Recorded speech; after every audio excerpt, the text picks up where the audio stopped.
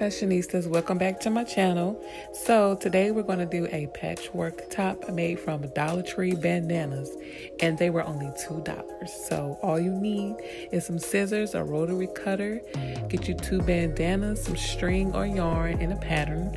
I got this pattern from Etsy. Everything you need will be listed below in the description. So we're just going to cut out the pattern.